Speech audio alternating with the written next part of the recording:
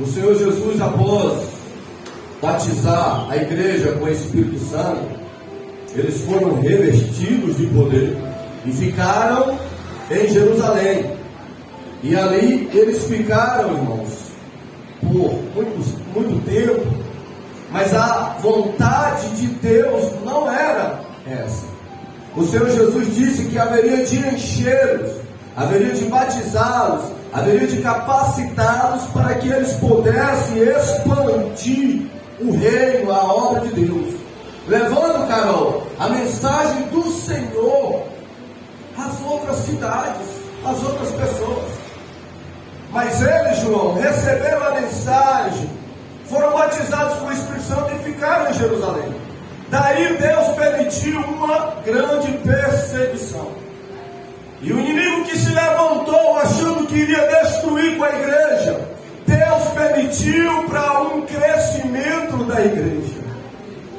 Olha como Deus é maravilhoso.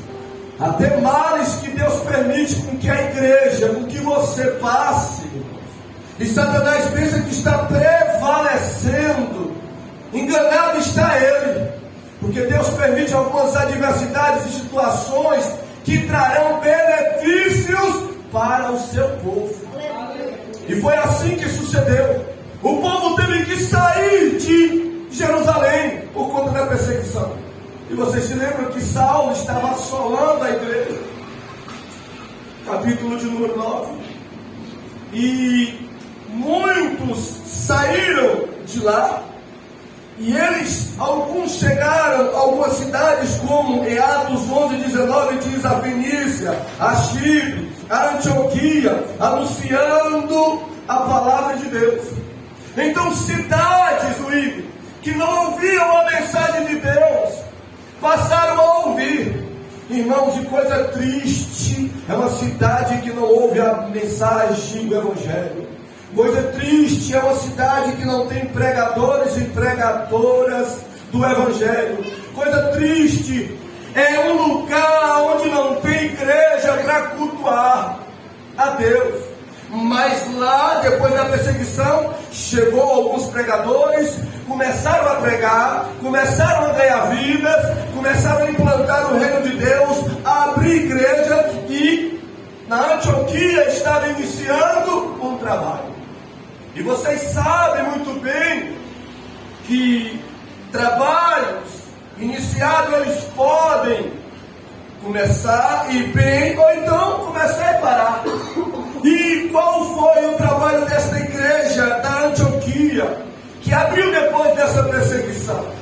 Ela permaneceu, ela continuou, aqueles que converteram deram continuidade à obra de Deus.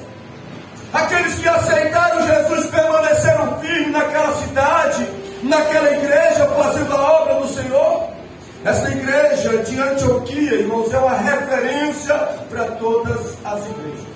Essa igreja permaneceu firme, ao ponto de chegar em Jerusalém, que essa igreja que abriu na cidade de Antioquia, creio, estava acontecendo tantas maravilhas, Deus estava fazendo tantas proezas, que mandaram Barnabé ir lá visitar.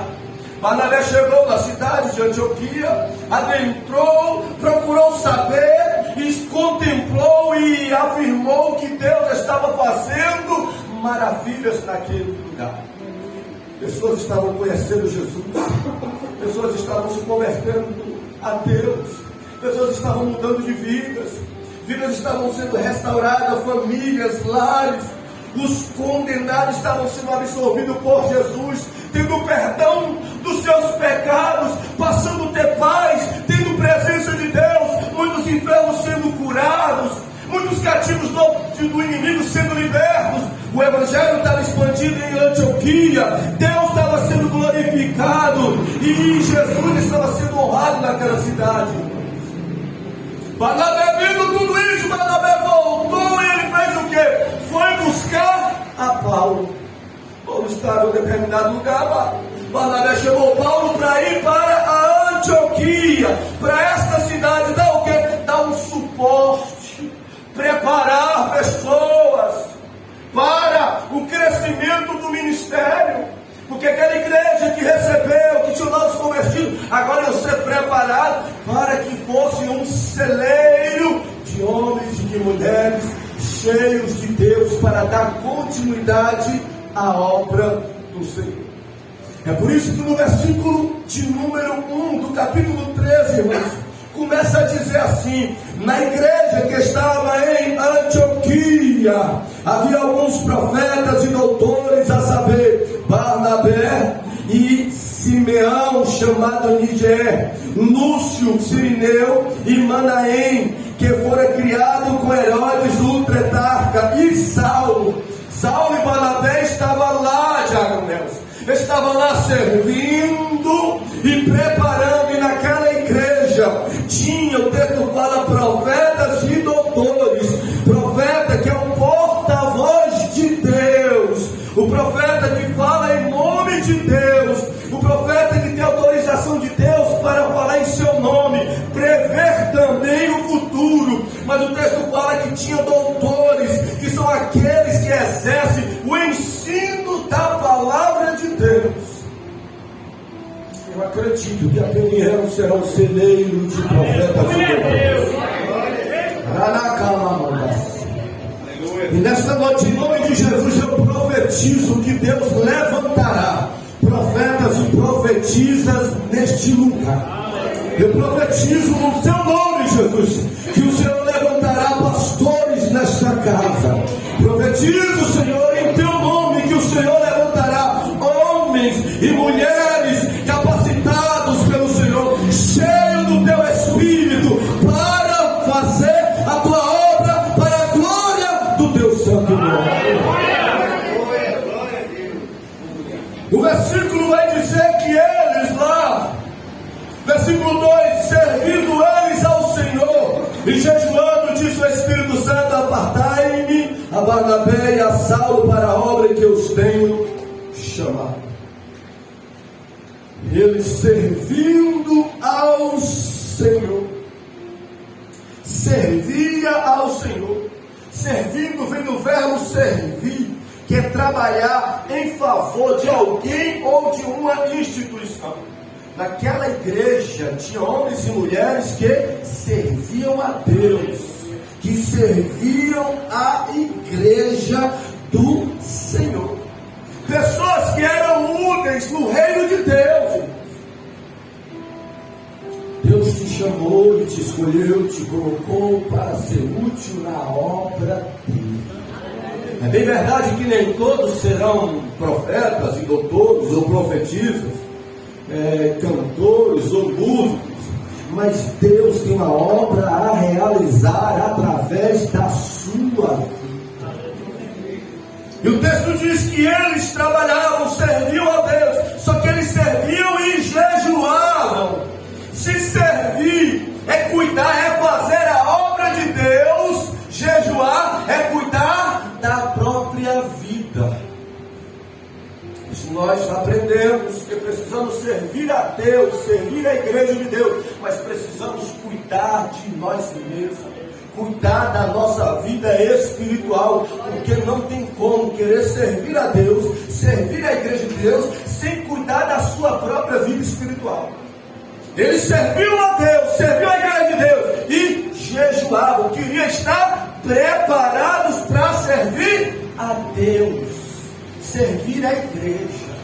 Porque não tem coisa pior, irmãos, do que alguém querer fazer a obra de Deus na carne. E eles pensavam em servir a Deus, mas cuidando de si mesmo, investindo na vida espiritual. E o texto vai dizer que eles,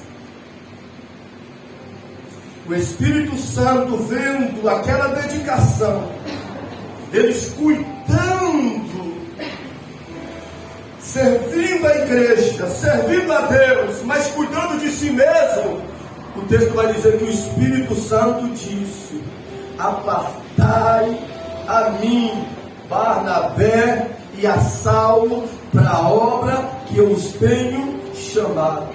Apartar é separe para mim. Eu escolhi tais para uma obra exclusiva. Está vendo, irmãos? que você cuida de sua vida espiritual, você investe na sua vida espiritual e deixa que o Espírito Santo te direcione. Se prepare, viva preparado. Eles não jejuavam e não serviam para o Espírito Santo enviar, não. Eles serviam e jejuavam para viver preparado. As pessoas só querem se preparar quando tem oportunidade. Só querem se preparar quando nós falamos. Mas o ensinamento bíblico é ter uma vida já preparada. É viver servindo e investindo na vida espiritual. Porque o Espírito Santo, a qualquer momento, pode começar algo novo nas nossas vidas. E o texto diz que quem escolheu eles não foi eles mesmos.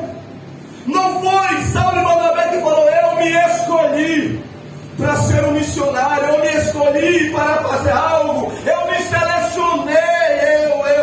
O texto diz: não, quem escolheu foi o Espírito Santo, porque na obra de Deus não há espaço para a vontade própria, para o próprio eu. A vontade e a direção é do Espírito de Deus. Para a obra que eu vos tenho chamado. Então, jejuando e orando, versículo 3, pondo as mãos sobre eles, o despediram. Naquela igreja tinha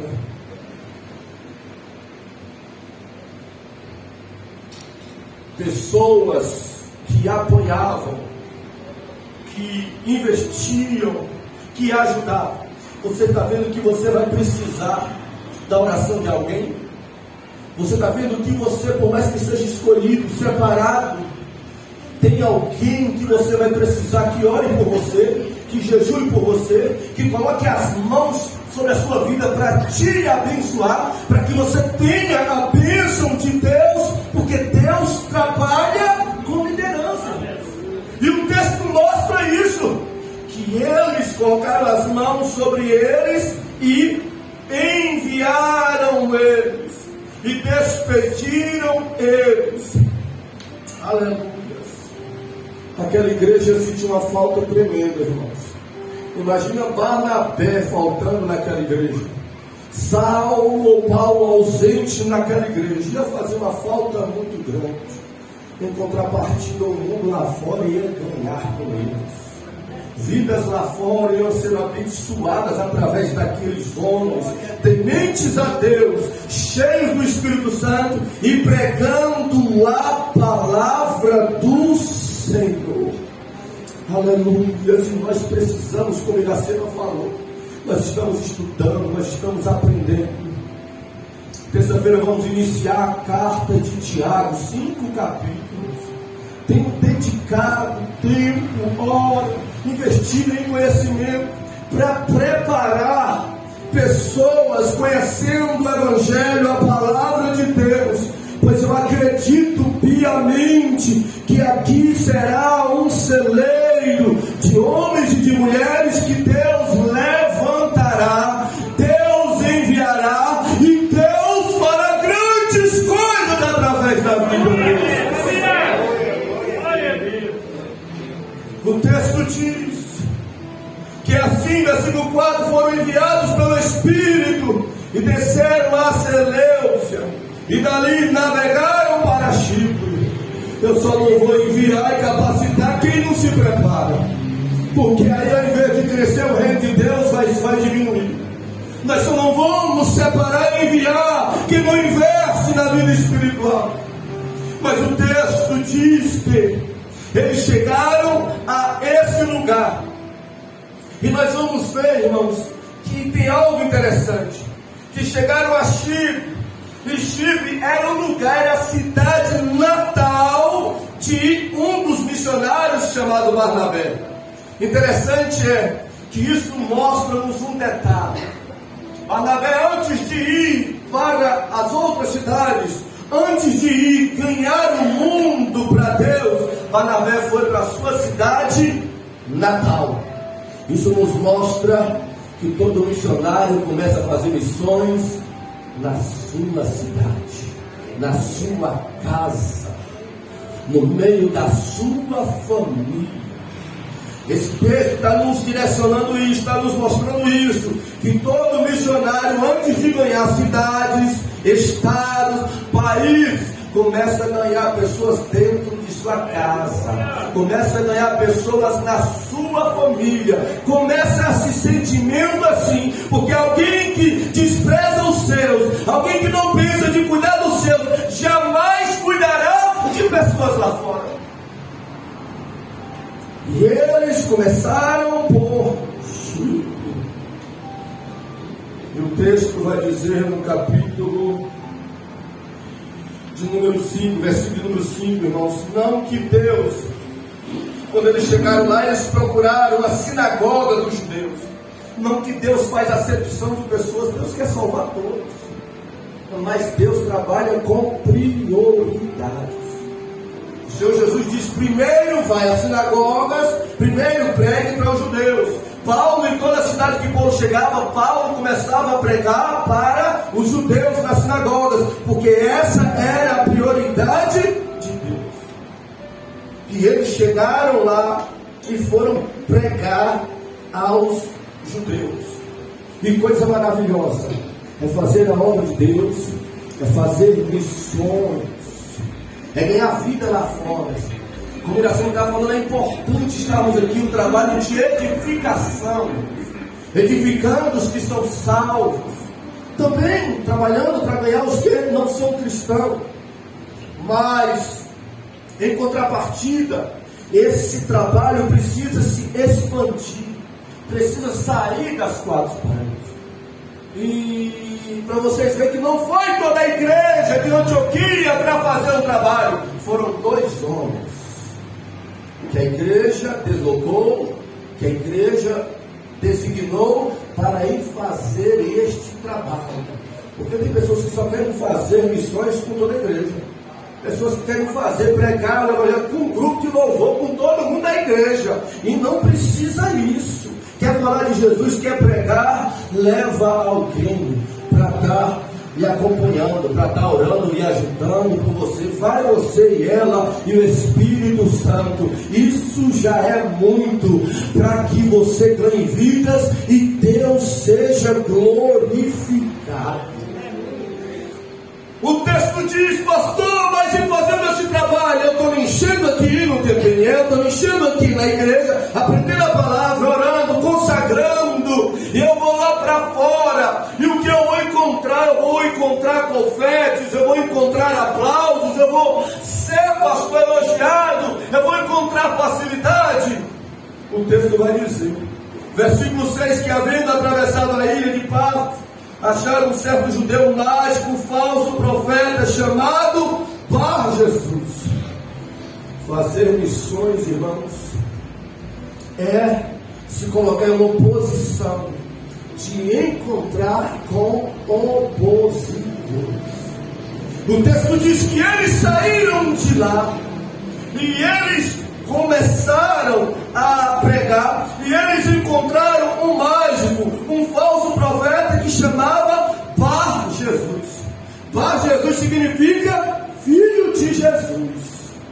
Imagina aquele homem, André, passando o povo dizendo filho de Jesus, um homem mágico, as pessoas aplicando aquele homem que era mágico como se fosse um filho de Jesus. E às vezes fazer missões é se deparar com esse tipo, irmão, de situações, com esta confusão, com esses problemas, se deparar com mágicos, se deparar com, o texto diz, falsos profetas, com pessoas que também trabalham diferente do evangelho. E o versículo de número 7 vai dizer: o qual estava com o procônsul. E este homem, que era um mágico, um falso profeta, ele estava do lado de uma autoridade. Note que ele estava procurando apoio, colado em uma autoridade. É por isso que nós precisamos orar pelas autoridades, porque autoridades são alvos do inimigo. Tanto autoridades seculares, como nesse caso, como autoridades ministeriais. E ele estava com um procônsul, o nome dele era qual? Sérgio Paulo, varão prudente. Esse, chamando assim Barnabé e Saulo, procurava muito ouvir a palavra. Só que essa autoridade, esse procônsul, Sérgio Paulo, ele se interessou na palavra de Deus. Ele queria ouvir Paulo e Barnabé ensinando, pregando a respeito de Jesus. Coisa boa é você ouvir, é você ver alguém que se interessa pela palavra de Deus. Isso é algo que agrada a Deus, isso é algo que chama a atenção de Deus. Alguém que valoriza, alguém que preza, alguém que cultiva a palavra de Deus. E Sérgio Paulo era um desses. Estava com um falso profeta do lado, estava com o mágico do lado, mas queria ouvir, era a mensagem de Deus. Então, se você tiver interesse de ouvir a mensagem de Deus, se você tiver interesse pela verdade, pela palavra de Deus, você vai agradar a Deus, e Deus vai tirar do seu caminho, Deus vai tirar do seu lado toda e qualquer oposição que se levante contra isso. Por que, pastor? Porque toda e qualquer oposição, o que é que vai fazer? Versículo de número 8 diz que: mas resistia-lhe Elimas, o encantador, porque assim se interpretava o seu nome, procurando apartar a fé do procônsul. O texto diz que aquele homem, aquela autoridade que queria ouvir o Evangelho, estava faminto da palavra de Deus. E ele queria ouvir, ele queria aprender.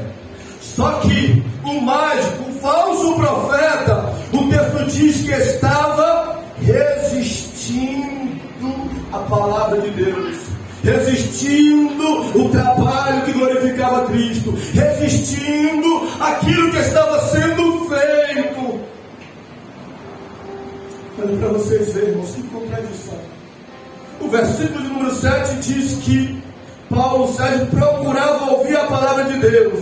Versículo 8 diz que mais resistia Elimas, o Bar Jesus.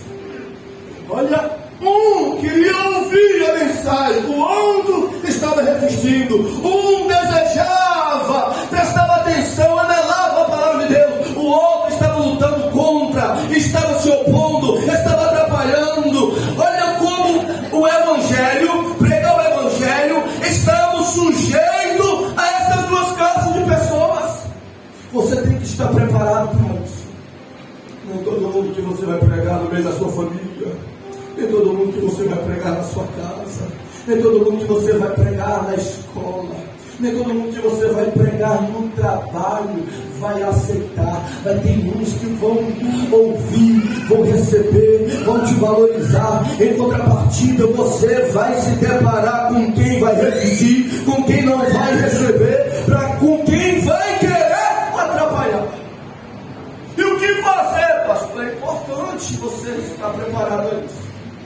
Porque tem muitos que param, tem muitos que desanimam, tem muitos que, mediante algumas resistências, não quer mais fazer a obra de Deus, não quer mais falar em nome de Jesus. E Paulo e Barnabé se deparou com esta situação. Todavia, versículo 9, diz que Saulo, que também se chama Barnabé, cheio do Espírito Santo e fixando os olhos nele. Saulo, que estava cheio do Espírito Santo e fixando os olhos nele. Mas antes disso, irmãos, o texto diz que ele procurava apartar da fé o procônsul. Versículo 8, a parte de número B, diz que apartar da fé o procônsul. Está vendo que toda oposição é para que aparte as pessoas da fé? Nós encontraremos e nos depararemos com situações, com pessoas que irão trabalhar para apartar interessante, no louvor, você ministrar a respeito daquilo, porque todos nós aqui sofremos retaliações, todos nós aqui sofremos oposições, todos nós aqui sofremos, irmãos, porque o inimigo quer nos afastar da fé em Deus. E naquela ocasião, Paulo estava lutando contra um falso profeta, contra um mágico que queria afastar um homem que estava interessado em ouvir a palavra de Deus. E por que o inimigo trabalha tanto para querer tirar você da fé? Por que o inimigo levanta tanto para querer tirar você da fé em Deus? Porque a Bíblia fala que sem fé é impossível agradar a Deus. Sem fé nós não seremos salvos, porque somos salvos pela fé. Sem fé nós não seremos usados pelo Espírito Santo. Sem fé nem sequer seremos abençoados aqui, irmãos. Precisamos de fé para agradar a Deus, para sermos salvos, para sermos usados e para sermos abençoados por Deus. Mas que toda oposição no nome de Jesus, que tudo aquilo ou que todo aquele que tem se levantado contra o teu crescimento de fé, contra a tua fé em Deus, em Cristo Jesus, seja neutralizado nesta noite, seja paralisado nesta noite, no poder do nome de Jesus. Você está em um ambiente, você está em uma casa onde está sendo ensinada, pregoada, profetizada a palavra de Deus, e isso tem um efeito no mundo espiritual muito grande, até no mundo físico, porque a Bíblia diz que tudo que existe foi feito pela palavra de Deus. E nesta noite, nesse altar, em nome de Jesus, de toda oposição contra a fé em Cristo Jesus, de toda oposição contra o crescimento da fé em Deus, de toda oposição contra a palavra do Senhor, caia por terra na sua vida, em nome do Senhor Jesus. Amanda sai, Amanda show, ele calamanda. Sofremos oposições e dificuldades concernente à fé. É por isso que muitos começam e param, irmãos, porque falta fé. Vai esfriando a fé, vai esfriando a fé, vai esfriando a fé e vai desistir. Por isso que muitos vêm visitar e já não voltam mais. O inimigo começa a investir tanto, a pessoa se sente tão bem, gosta tanto do trabalho, da palavra, dos louvores, e até sai daqui dizendo: eu vou voltar neste lugar. Só fica na vontade, vem e não volta mais. O inimigo começa a investir, trabalhar tanto para que a pessoa não consiga voltar mais. O inimigo é terrível, porque ele sabe que pela palavra, Romanos 10:17, a fé vem pela palavra e ouvindo a palavra de Deus. E para lutar contra isso, pastor, o que a gente precisa? Precisa, como Paulo, estar versículo 9, cheio do Espírito Santo e fixar os olhos nele. Precisamos estar cheios do Espírito Santo, irmãos, para não retrocedermos. Porque o inimigo, ele quer ganhar espaço. O inimigo quer tirar fé, mas quer ganhar espaço. O inimigo quer abater a fé e quer, irmãos, oprimir. Mas Paulo, ele se deparou como um homem cheio do Espírito Santo, um homem que não retrocedeu, um homem que não teve medo, um homem que encarou o adversário. E Paulo, cheio do Espírito Santo, o texto vai dizer que ele disse assim: filho do diabo, cheio de todo engano, de toda malícia, inimigo da injustiça. Olha o que Paulo vai falar daquele homem que estava se opondo ao trabalho de missões. Paulo querendo ganhar aquela autoridade para Jesus, e aquele homem se opondo.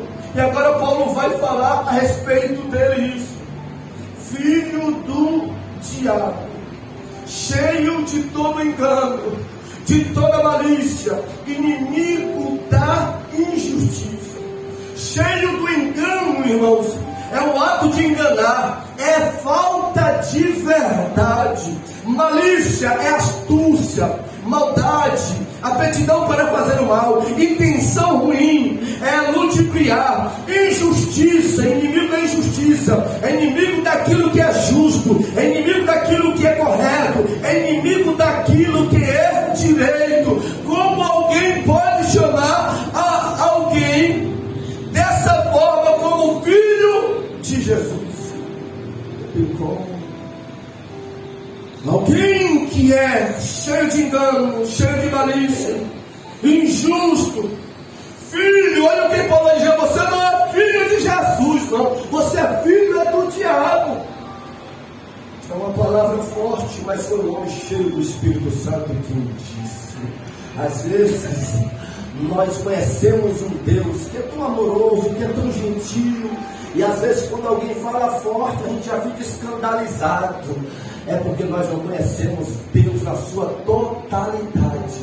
O Espírito Santo estava usando o homem cheio dele, cheio do seu Espírito. Deus estava usando o homem cheio de vocês para dizer: você não é filho de Jesus coisa nenhuma, você é filho do maligno, você é cheio de malícia, você é cheio de engano, o que você pratica é injustiça, e tudo ela estava se opondo à palavra de Deus.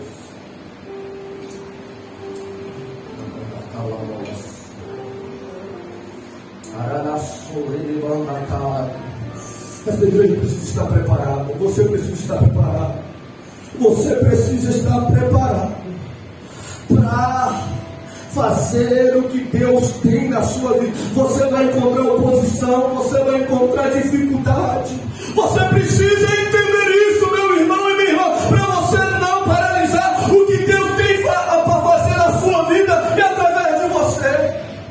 Você vai precisar estar revestido, estar cheio de Deus, cheio do Espírito de Deus, para que você não retroceda, porque nessa jornada e nesse caminho você vai se deparar com os falsos, você vai se deparar com os cheios de malícia, você vai se deparar com os filhos do maligno, e você não precisa temer, você não pode retroceder, você precisa se encher de Deus para repreender todo o mal.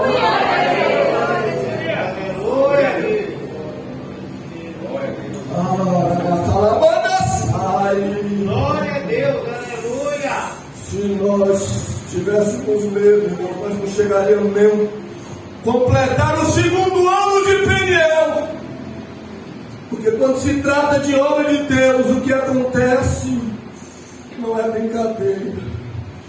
Mas quando mais o inimigo pode se levantar, nós precisamos nos encher de Deus.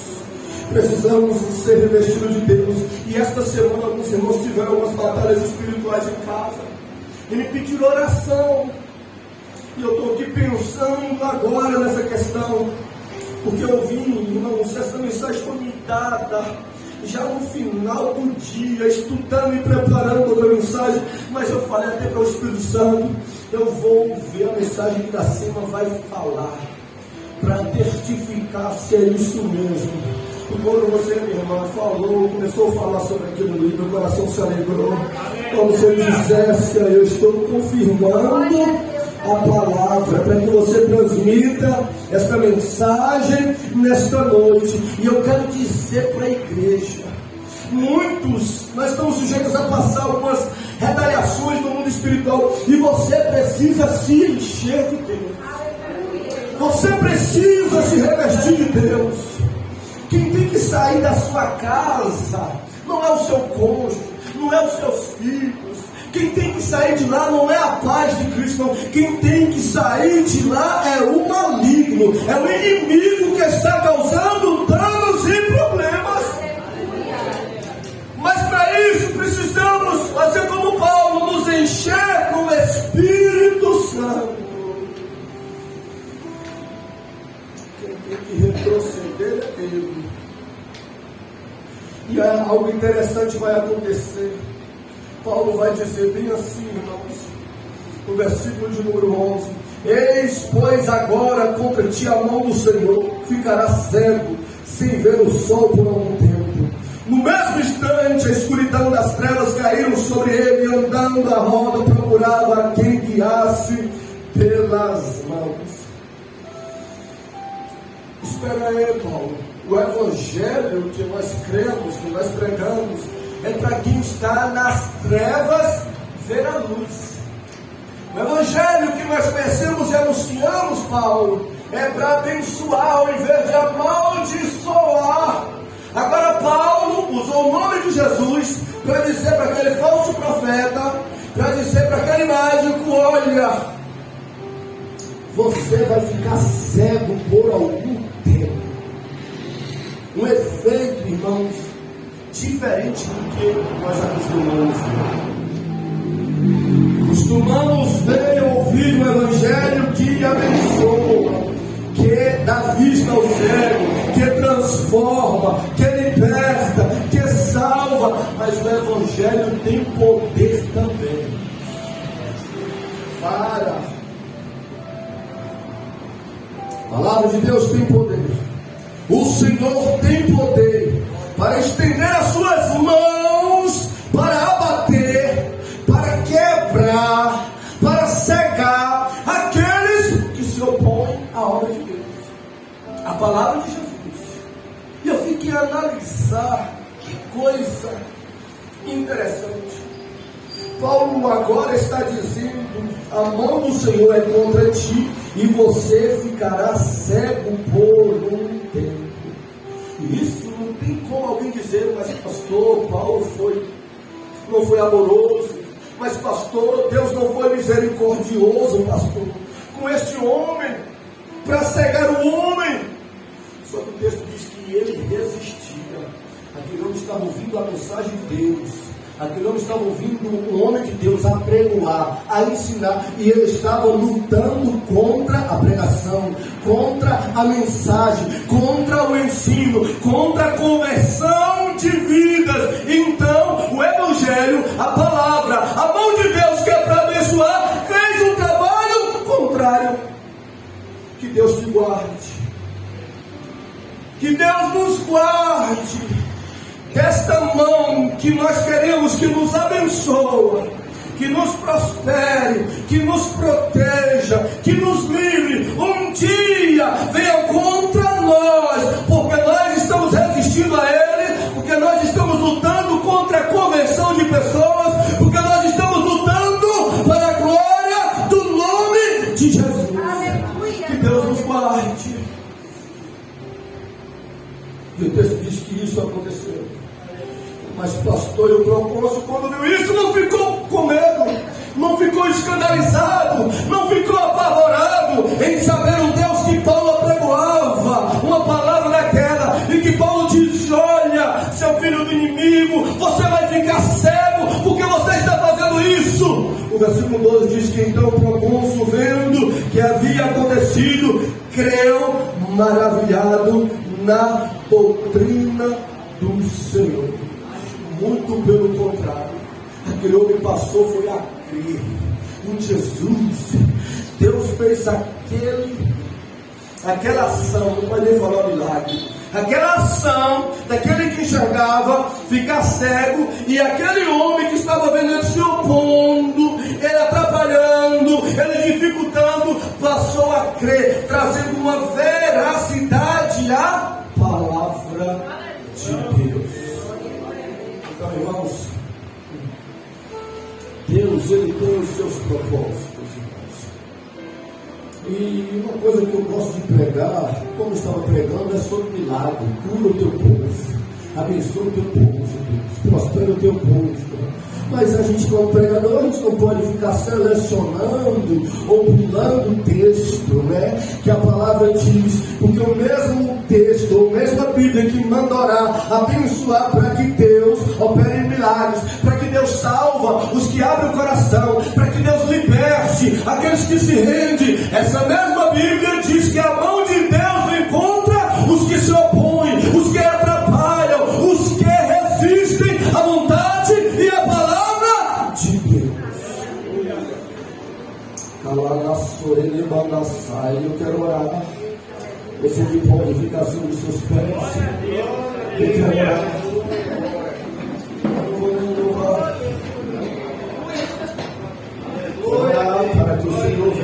levantar e para que você não venha temer.